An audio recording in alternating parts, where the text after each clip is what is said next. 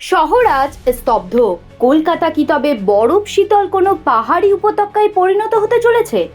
গত কয়েকদিন ধরে ভোরের কুয়াশায় মোড়া তিলকতমা যে সংকেত দিচ্ছিল, আজ সকালে তা এক চরম সত্যিতে রূপ নিল। প্রকৃতি যেন তার ঝুলি থেকে বের করে আনলো এমন এক চমক, যা গত কয়েক দশকের সব রেকর্ডকে এক লহমায় ধুলোয় মিশিয়ে দিয়েছে। মঙ্গলবার ভোরের আলো যখন ফুটলো, তখন আলিপুরের থার্মোমিটার এক অভাবনীয় সংখ্যা দেখালো, মাত্র 10.2 ডিগ্রি সেলসিয়াস। জানুয়ারি মাসের ইতিহাসে কলকাতায় শীতের এমন কামড় আগে কখনো দেখা যায়নি। গত 15 বছরের সমস্ত রেকর্ড ভেঙে দিয়ে শহর আজ আক্ষরিক অর্থেই কাঁপছে। কিন্তু এই হাড় কাঁপানো ঠান্ডার দাপট কি শুধু শহরের বুকেই সীমাবদ্ধ? শহরের কেন্দ্রস্থল থেকে একটু সরে গেলেই ছবিটা আরও ভয়াবহ।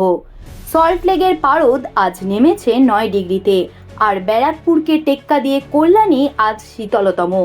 সেখানে তাপমাত্রা মাত্র 8 ডিগ্রি সেলসিয়াস। উত্তর পশ্চিম ভারতের সেই অতি শীতল আর শুষ্ক বাতাস যেন বাংলাকে এক গভীর শীতল গুহায় বন্দি করে ফেলেছে। গত মাত্র 3 দিনেই কলকাতার পারদ নেমেছে প্রায় 5 ডিগ্রির কাছাকাছি। আবহাওয়া দপ্তর যে পূর্বাভাস দিচ্ছে তা আরও দুশ্চিন্তার। বুধবার এবং বৃহস্পতিবার দক্ষিণবঙ্গের তাপমাত্রা আরও 2 ডিগ্রি কমতে পারে।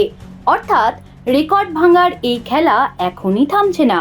অন্যদিকে উত্তরবঙ্গের 8 জেলায় জারি হয়েছে শৈত্যপ্রবাহের সতর্কতা, আর সান্দাকফু বা মানেভঞ্জনের মতো উঁচু পাহাড়ে তুষারপাত এখন শুধু সময়ের অপেক্ষা। সব মিলিয়ে বলা যায়, 2026-এর শুরুতেই প্রকৃতি আমাদের মনে করিয়ে দিল যে সে আজও কতটা রহস্যময় আর শক্তিশালী। লেপ কম্বলের ওম আর ধোয়া ওঠা চায়ের কাপে চুমুক দিয়ে বাঙালি হয়তো এই ঐতিহাসিক শীতকে উপভোগ করছে ঠিকই, কিন্তু সামনের দিনগুলো আরও কঠিন থেকে কঠিনতর হতে চলেছে। রেকর্ড ভাঙা এই শীতের মরশুমে নিজেকে সুরক্ষিত রাখুন, কারণ শীতের আসল ইনিংস তো সবে শুরু হলো। আবহাওয়ার পরবর্তী নতুন আপডেট পেতে চোখ রাখুন আমাদের চ্যানেল হেডলাইন্স কলকাতায়। জ্যোতি সরকারের রিপোর্ট, হেডলাইন্স কলকাতা।